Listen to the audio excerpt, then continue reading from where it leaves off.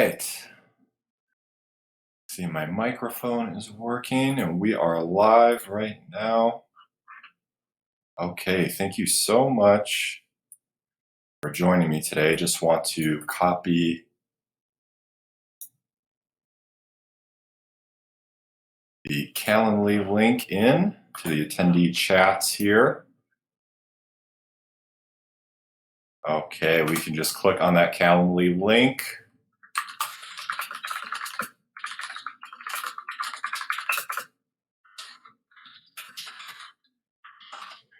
To schedule a consult today. Thank you for joining me tonight, this evening, talking about seasonal affective disorder and ways to manage it. All right, let's just see, just getting all my ducks in a row before we blast off here. Okay. All right, and I usually like to keep these at around half an hour to 45 minutes. Typically, if I start going a little bit over, feel free to leave. These are also going to be posted on Integrated Health Systems YouTube if you'd like to listen to it later. If you have a question, please just throw it into the attendee chat. I like to answer questions a little bit more in between the slides, just so I'm not losing my train of thought and, we're taking a lot more time to get sort of back on that. So we'll sort of just start jumping in here. Okay. Alrighty.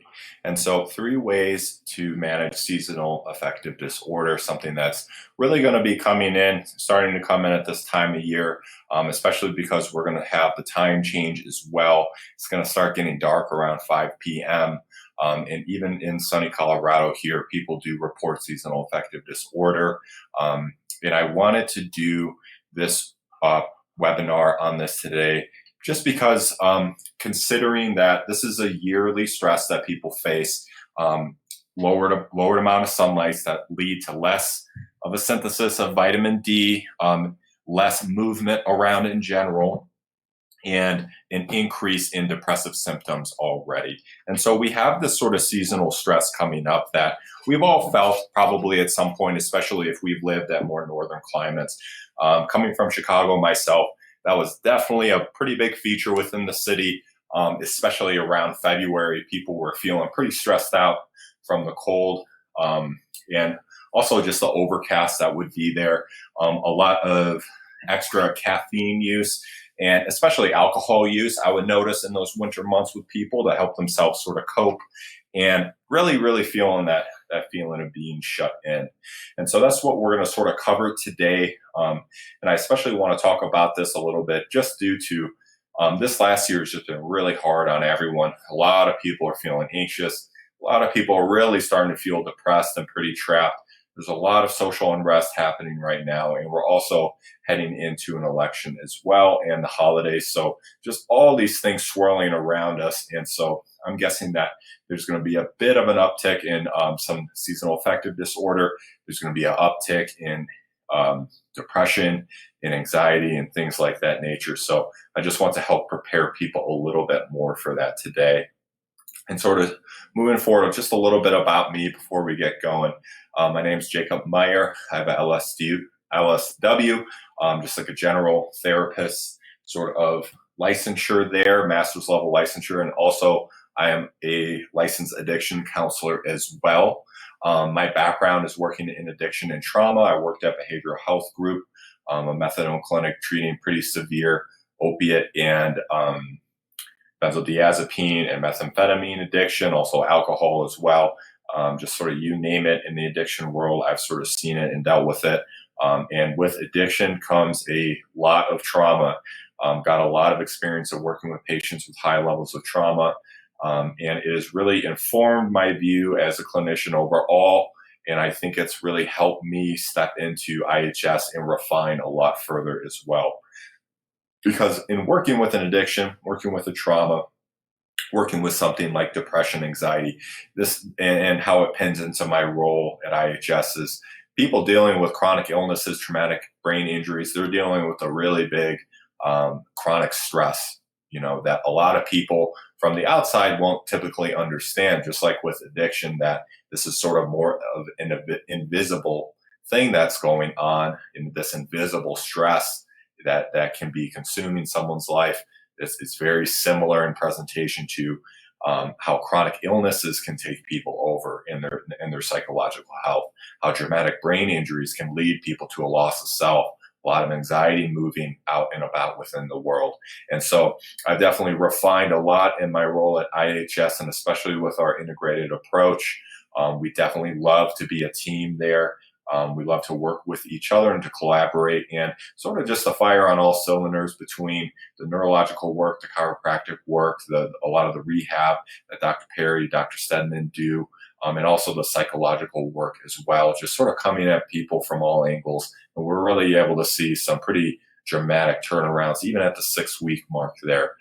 So that's just a little bit about me in my role at Integrated Health Systems. And we'll move forward a little bit into assessing these contributors to seasonal affective disorder, and sort of just giving people some ideas, some principles on how to start managing the seasonal affective disorder as well.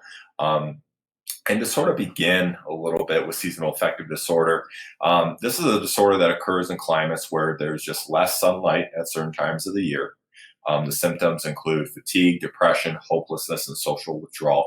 So all these classic features of depression that people experience, and just another added environmental stress, a changing of the circumstances, the lower light exposure there, the lower incentives to move around. And a lot of the treatment for this includes light therapy and phototherapy, talk therapy, working with a therapist like me, and also managing it with medications as well. And so that's just like a general rundown of seasonal affective disorder. And to me, and how I look at it as a clinician, I'm just looking at this as simply another stress that people are going through, that they're dealing with.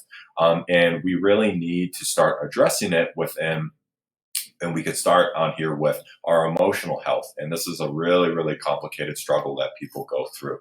And I think a great thing for people who are listening right now or later to maybe start doing is to start taking that sort of snapshot of our emotional health, which I'll cover a little bit more. Because if we're already feeling sort of a struggle right now, if we're already feeling like, man, I'm already feeling depressed, I might be feeling some anxiety. I might be feeling like I'm already maybe isolating a little bit. I might feel like I'm a little bit just irritable every day. We're heading into the winter right now. We're heading into a time where we're more shut in, that there is less light, that we don't want to move around as much. And so this might be a time to start addressing this right now. Mm-hmm. And so and what the thing about our emotional health, taking that picture, asking ourselves questions about it, is that these emotions are uncomfortable. They're not easy to identify, and they're especially not easy to talk about. They're not easy to talk about even with a close loved one many times. They're really even not easy to talk about with someone like me, who is very trained and has a lot of experience in talking about these matters. I can't tell people how many times that someone comes in and let's say they're like, I want to work on this specific loss that I've been dealing with, or I want to work on the specific trauma I've had to deal with. And the amount of time and sessions it can take to sometimes even just starting to touch that area within themselves can really surprise a lot of people. And so talking about assessing our emotional health, is just really hard, because it is. That's someplace we don't want to go to as much. Human beings want to avoid discomfort. That's our natural state. And a lot of times we can feel like, what's even the point of looking at this if there's no clear resolution? And individual psychotherapy on a weekly basis, this is all about delaying gratification. This is all about creating this connection with someone over time to really make these long-term changes. And changes that happen over the long term are long to leave as well. Anything that's changing in the short term, easy come, easy go. I know it's a cliche I'm using a little bit here, but it is very true. Things that come fast leave fast. Things that come to us slowly typically leave slowly as well. And so it can be hard for people to really understand that that process is absolutely happening with dealing with something as complicated as depression. Coming into individual therapy, it can sometimes feel like a grind, but we try to work with that by providing a very safe, affirming, and compassionate environment where you're coming to talk about something that's very difficult for you and your struggle. There are a lot of unknowns, but we're doing that in the most optimal relational conditions possible. Okay. And so I sort of touched on this as well, sort of moving on with seasonal affective disorder and its management. We need to understand that the change of circumstance creates a different kind of stress. Human beings like to be in light. That's how we synthesize vitamin D within our body. I believe it's like people need about 30 minutes to an hour of direct light exposure a day. But when we're not exposed, we're already living indoors. A lot of our light exposure will come from windows. And if this is lowered even more, this is just simply going to have an effect on us. We're creatures that adapt to our environments, but we can only adapt so far, and we have these basic needs. One of the bigger changing of circumstances that we'll cover more that I've touched on a little bit already is these lowered incentives to move around. Taking that extra walk maybe at night, taking your dog a couple more blocks when it's dark and cold, not being able to maybe go out and sit on a patio with friends or a deck, not having as many social engagements, not being able to meet outside, especially considering us going into the winter with the concerns with COVID. We need to understand that there are these lowered incentives to move around. People are going to be very uncomfortable in more enclosed spaces depending on the fluctuations with COVID. And this could sort of add on and mix in with the normally occurring uptick in seasonal affective disorder. Okay. And the third thing I want to talk about today is just general health and supplementation, things like sleep hygiene, supplementation, and diet. These are very, very critical. I'm going to talk about it later about being sort of bigger on the basics. You can't move past some foundational things for our health, but these things are a little bit more out of my scope. And I would really recommend, if people are really finding that area to be a need for them, to really reach out for a consult with Dr. Perry, Dr. Perry Maynard, Dr. Stedman, because I do not want to go out of my scope today, but I will talk about what I can in terms of our approach to these issues, and our building of sort of psychological satisfaction that we're able to address our health, we're able to affect how we feel and influence how we feel. And a lot of times by addressing all these areas in health and supplementation, exercise, things of that nature, we'll end up feeling a lot stronger at the end of the day, moving through that. And so just like this sort of snapshot of what we're going to talk about today to get you familiar with, and we're sort of moving into more of the meat of the presentation today and talking about emotional health and seasonal affective disorder.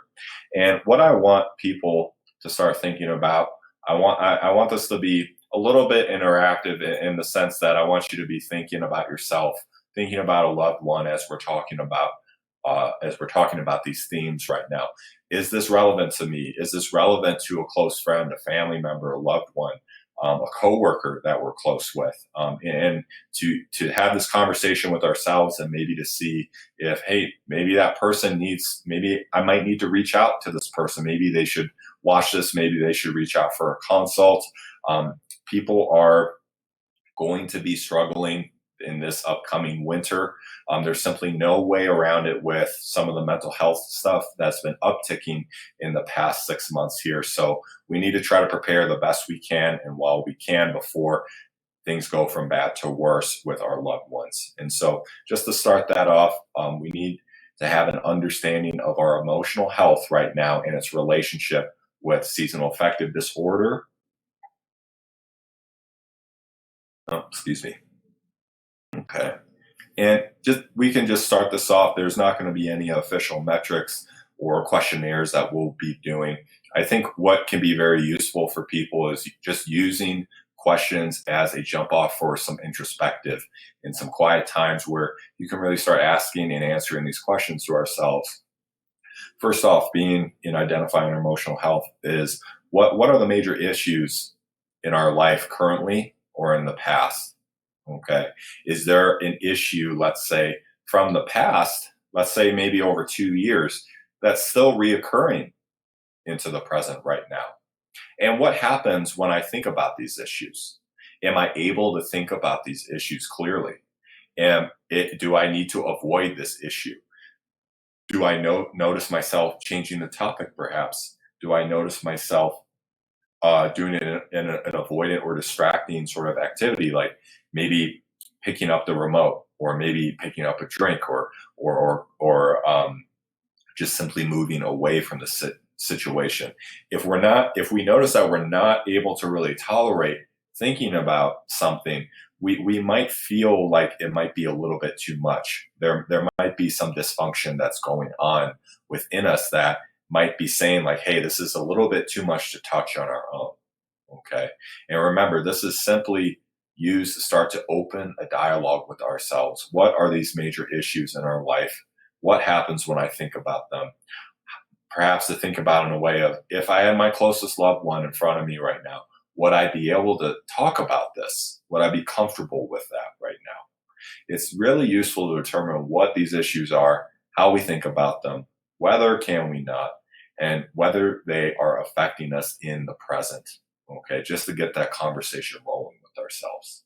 Okay, and this is a really hard conversation to have with ourselves. Very, very hard to have with ourselves. And typically, I see a lot of patients struggling with even, again, what they came to therapy to engage with in the first place. Okay, so I really want to hit that point home again, because this is something I see time and time again. It takes a lot of time for some people to build that level of trust with me, to really touch some very difficult parts of themselves. Okay, and we avoid these problems simply because they are painful. And again, it is very human to not want to be in this pain. And so even asking ourselves these questions can be hard. And when we're aware that something's hard, that it's something that we typically want to avoid, we can give ourselves a little bit of compassion in that moment, with that understanding of, I can understand that it's hard for me to talk about this. Maybe I need to reach out to a loved one with some help. Maybe I need to reach out for something like a consult, to maybe check in around this, to see, is this something I should maybe process out a little bit in individual therapy? Mhm. And so moving on a little bit in this slide here is we're going to talk a little bit about the relationship between stress and dysfunction. And I want you all just to look at the funny fellow over here, that clearly had a pretty big plumbing mistake in his basement. Unfortunately, that's probably a pretty rough Sunday to have, or he might be the repairman to clean that all up. And so stress and dysfunction sort of go together in a negative fashion. Okay. And we need to think about the levels of stress that are relevant to us. Thinking about stress or dysfunction or traumas in our personal history, our close friends and families' personal history and their emotions, our work life or our lack of work life, the current political and social unrest that we're dealing with right now, COVID-19, and again, what we're talking a little bit more focused about today, the seasonal affective disorder. Okay. And so we can gauge, like, what are the stressors that are happening right now?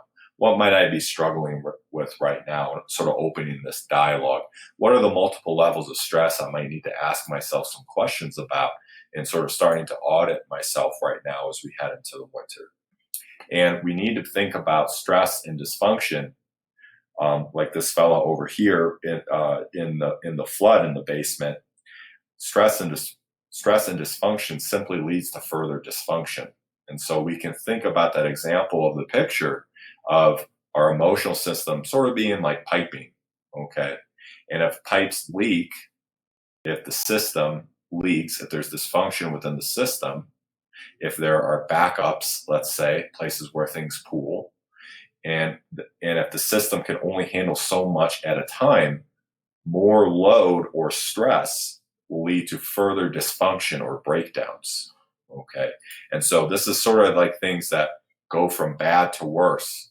Okay. I like to use an example of, we don't immediately end up in the ditch in the side of the road when we hit the ice. We hit the ice first, things get bad, and then they go to worse. Mm-hmm.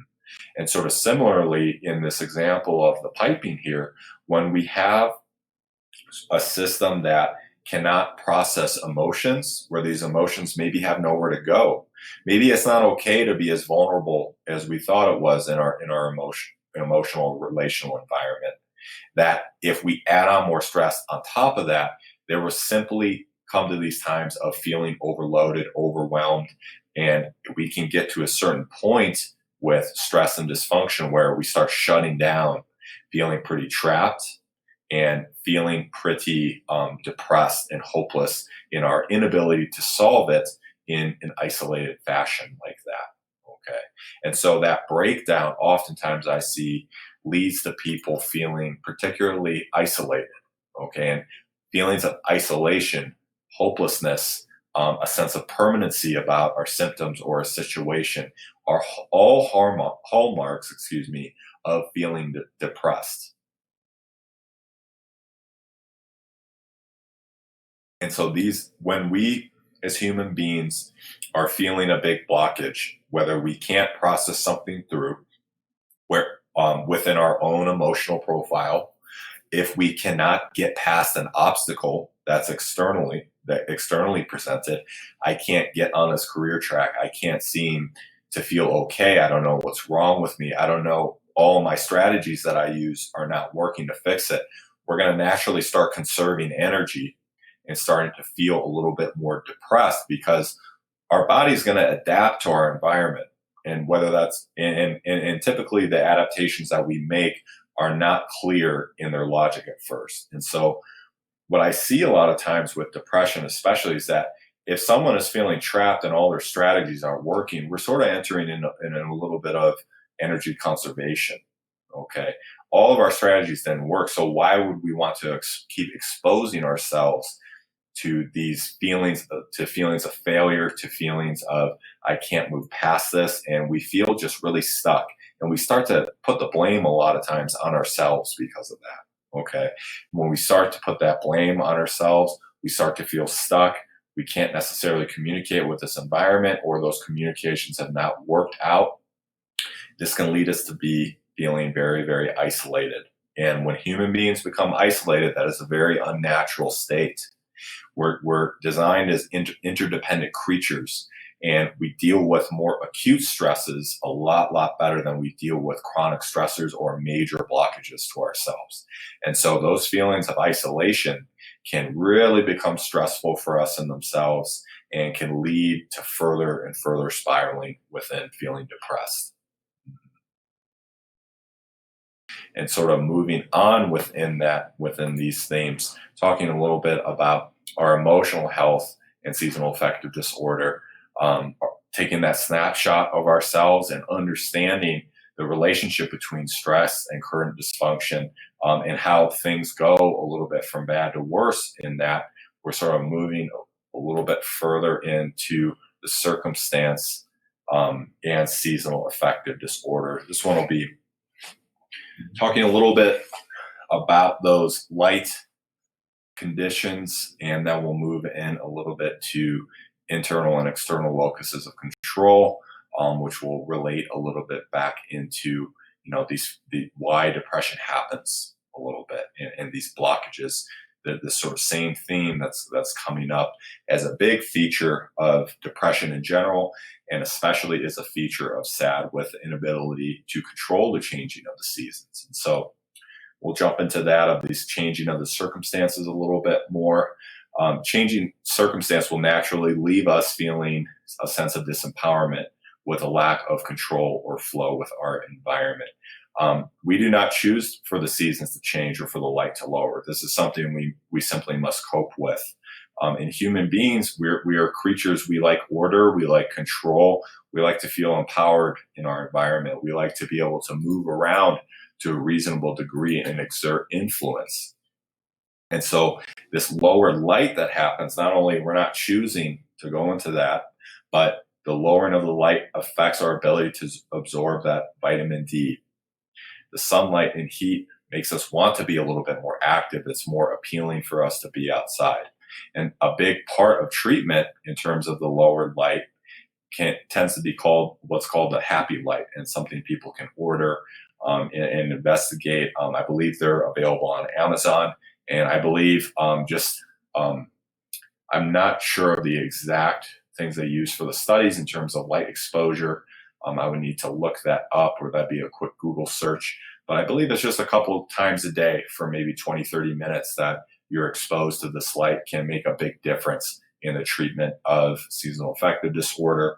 Um, and that has a lot of evidence behind it as well of an effective treatment measure. Okay.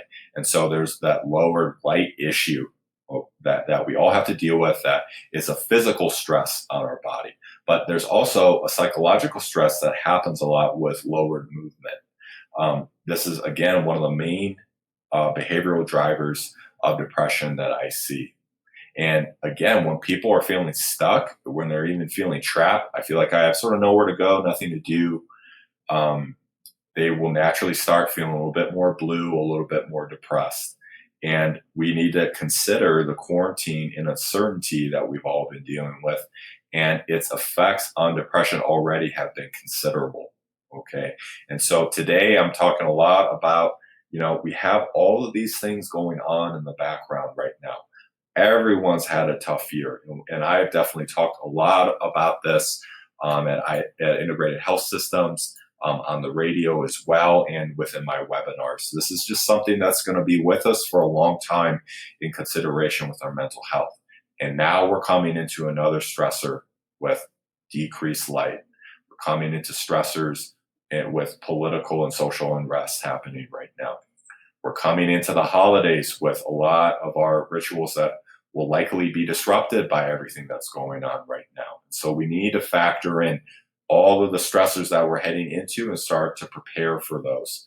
And so this lower movement is going to be really affected by sort of the new normal in the COVID-19 era that we're in right now. And the beginning of winters are definitely another stressor that we deal with. Okay, so we can add in the light, COVID-19, the political unrest, social unrest, people losing their jobs that we know, people becoming sick and unfortunately passing away. These are all things that affect what we call our locus of control. And you can see in that infographic a great little example of the locus of control that we have. And we can all start asking ourselves that question right now: where might my locus of control, as we're reviewing that little graphic, be? Is it maybe internally focused on the little fellow on the left? Or is it externally focused a little bit on the right? Do we feel, if our locus of control is internalized, do we feel like we're pushing out into the world a little bit more? We have a decent amount of influence of our future, about what we can do and what we can make happen. It's going to tell us a little bit more that we can move and influence our environment to a reasonable and healthy degree.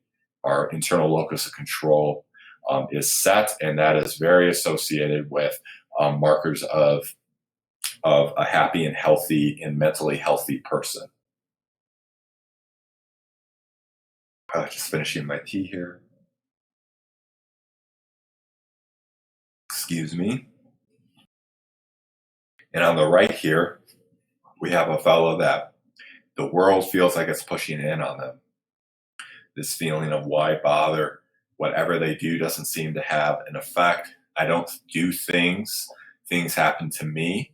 And that the future is feeling pretty cut off. We feel a blockage there, this familiar term of feeling a blockage, and that association with, especially with depression, but a lot of feelings of anxiety that can come with that.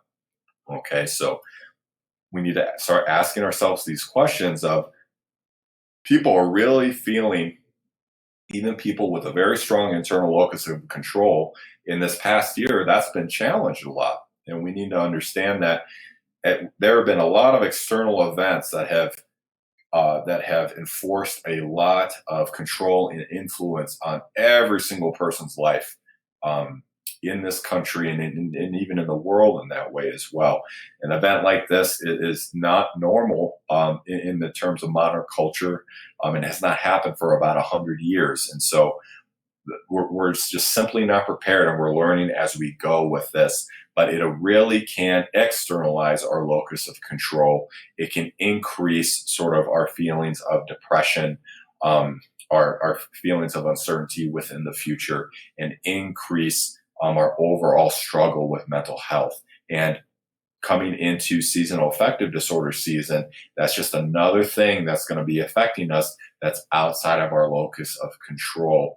And sort of moving into the next slide here on supplementation and general health and seasonal affective disorder, starting to just move into, what can we start maybe doing about that? How can we internalize our sense of control more, our locus of control in our entire life, not in our entire life, but in our life in the short term, to make us feel a lot better and to make us feel like we have more influence on our daily life and that we're pushing outwards rather than being sort of crushed in upon by the world. Okay. Moving on to that, health supplementation and seasonal affective disorder. And so I really love the term big on the basics. And this is because we simply cannot move past the foundational points of health, but we could always improve on them and expect rewards. And so how I want people to sort of think about this is that I don't want you to step over dollars to pick up pennies when it comes to your health overall and your emotional health, your mental health. Okay. And I want to add this disclaimer before I sort of move into some of these concepts a little bit more, because I do not want to step out of my scope right now. And if you have more direct questions on supplementation, things like diet, and that sort, I really want you to reach out to Dr. Stedman and Dr. Maynard for this here. Okay. But so we can return to sort of this concept of being big on the basics here with our physical health. That definitely had an impact on our mental health as well. And so one of the big things I just said was don't step over dollars to pick up pennies. If I have a patient that this happens a lot, a patient will come in and say, well, I'm struggling with anxiety. It's very hard to regulate my mood. And then I hear them say, I get about 5 hours of sleep, 3 to 5 hours of sleep per night. I have that screen on, watching YouTube or Netflix until about 12 or 1 in the morning. I'm doing emails up until I go to bed. And then they're saying, what do I need to do? What type of coping skills do I need to do to work on my anxiety? The first thing I'm going to say is, what are we going to do to increase your quality of sleep in what we call habits of sleep hygiene? Because I can do all the work with coping skills, meditation, helping them understand the nature of anxiety, what their trigger points are, how to cope with that over time, all the successes and setbacks, all that stuff that I do with people day in and day out. But if we're not sleeping right, if we're stepping over that dollar to pick up a penny, okay, it's simply not going to have as much as my work is not going to matter unless we have those basic foundational pieces in place to a reasonable degree. Okay. So that's just one example of this. And we can just talk about sleep for a moment here, in that effective sleep will just simply positively affect our mood and energy levels. And stress from lack of sleep leads to chronic sympathetic fight and flight activation. Your body sort of gets stuck in that state of chronic adrenal releases, cortisol releases. Our body is in a state of stress. It's going to affect our digestion. It's going to just affect everything downstream. Sleep is one of the biggest foundational building blocks. We need about 7 to 8 hours of sleep. We need quality sleep in a dark room with minimal interruptions, and we need to be going to bed at a consistent time. And waking up at a consistent time as well to optimize that process. And so there's a lot of information out there about sleep hygiene. I find that one of the biggest increases to people's mood can be improving our quality of sleep. and consistency of that quality as well. And so we don't want to step over the dollars to pick up the pennies. And of course, I don't think my work is a penny here, but I will have to say, if we look past these foundational pieces, it's going to cause problems downstream, because I'm going to feel after a couple sessions, I'm like, why isn't this working right now? And when we know that we're sleeping, we have proper supplementation, basic exercise, diet, that my techniques and what I'm doing will work. And we know that they'll work, and they won't be confused or confounded with, what else is going on here that are making these interventions not respond right now. And so sleep is I definitely do talk about that with a lot of patients just on these basics. I have them research basics on this, and I do see a lot that they're able to really improve their mood and the stability in their mood, the stress tolerance, just everything improves when we get better sleep. Okay. Dietary change is pretty big. There's emerging evidence that feelings of depression can be linked to increased inflammation. I'm not going to be able to talk about this a lot, but definitely a consistent diet where we're eating at regular times with foods that agree with us more is very, very effective in terms of stabilizing our emotional health as well. Food, is one of the biggest things that we do to help cope with negative situations. It's readily available and abundant in our culture. We have the acronym right now of seasonal affective disorder, saying SAD, but there's also the standard American diet that spells out SAD as well, and how that contributes to weight gain, again, lowered amounts of movement that can happen from that, and a real lack of exercise that can happen with that as well. Okay. And exercise typically is often seen as effective as an antidepressant.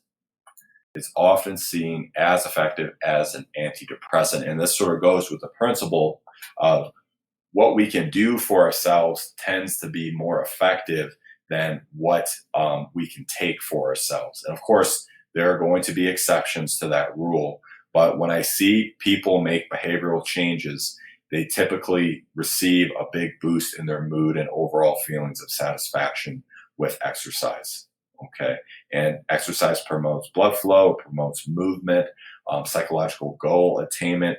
It promotes community and linking in with other like-minded individuals. Exercise is just a catch-all, great connector to ourselves and to others.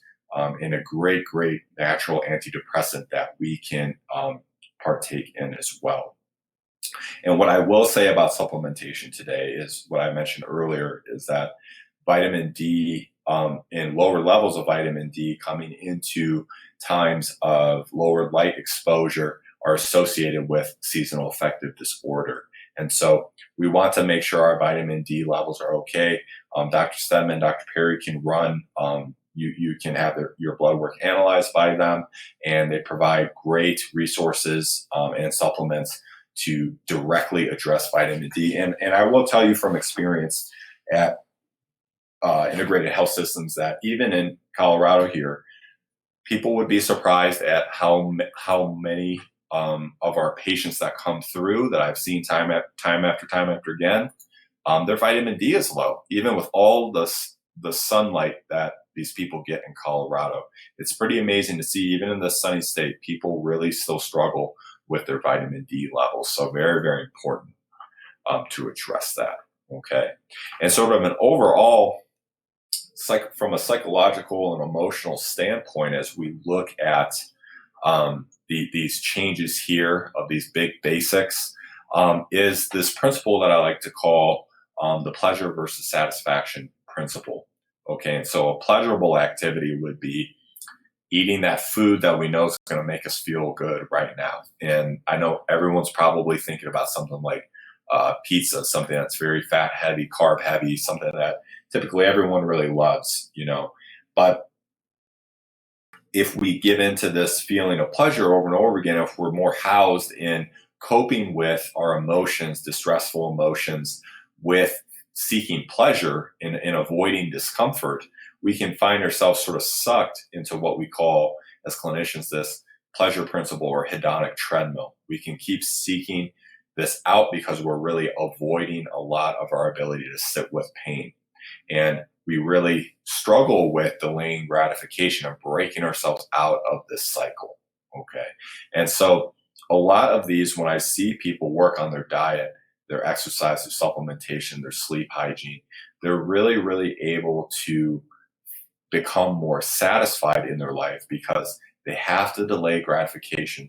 They have to sit with this discomfort, but the reward they get is very, very high. It's down the road, and sometimes they don't even trust that it might happen. But when I see people move more onto that more satisfaction level, okay, I had a hard emotion right now. I really want to eat this pizza, but I think it might be better for me to go out on a walk. We feel more in control. We don't feel as we don't feel submissive or disintegrative to uncomfortable feelings. We don't feel like we run into that barrier and then we just seek comfort. Okay. And there's that barrier, that obstacle again. When we feel as human beings like we can't get past this thing and we're stuck in a cycle that's not in our control, oftentimes this can lead to feelings of depression. Okay. And so that diet is just that one example, but your sleep hygiene, not being able to exercise, it pins into this as well. And so I want people to think about from this, being big on these basics. If we're big on the basics and we're constantly working on them, we can expect a reward. We can expect a return on our investment. The better the sleep that we get, the better we're just going to feel every single day. The better diet we have, the more dialed in we're going to feel every day, the more in tune we're going to feel with our body. The more exercise we get to a reasonable degree, we're going to feel connected with ourselves and perhaps others. We're going to get a lot of anti-inflammatory effects, just mood boosting effects, a lot of blood flow. It's very, very good for us to work on these basic things about our health. Okay. And sort of moving on here and starting to wind us down a little bit more. We'll move on to, we're at 43, so we'll move a little bit more forward.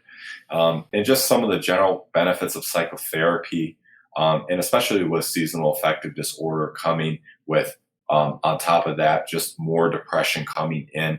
What you really want to have is an experienced guy like myself.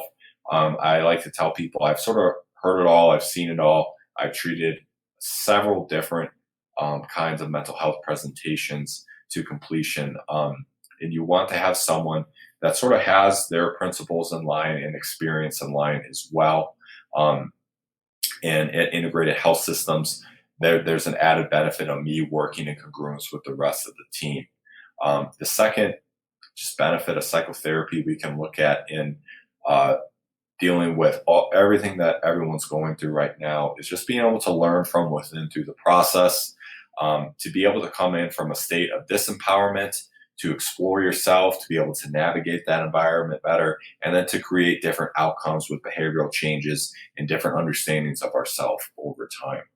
And so pinning in with that, and this third point is a lot of times people come in sort of in, let's say this lady on the left here, in a little bit more of a clouded mind that's happening. They're feeling like they're getting sort of knocked around by all these obstacles in life, and they're not feeling very consolidated within their identity. And the therapeutic process really helps us regain our identity or strengthen ourselves through that process. You're coming in, you're distressed, you're not feeling good, you're feeling depressed, and then bit by bit over time, delaying that gratification, working on ourselves, doing the hard things, we find ourselves as a lot stronger than we were before, and we find ourselves responding to the process as well. Okay. And so in conclusion, I'm very, very frank about, that we can and we should, improve our emotional well-being. And this is really hard because it is, the more we can improve our emotional well-being, the more we can be present for others in our life, and the stronger we will become in that. And it's very, very difficult to be frank about our emotional health. Um, it's very, very hard to talk about, and a lot of people will simply avoid the issue, or not want to get into it because they don't feel like it's possible.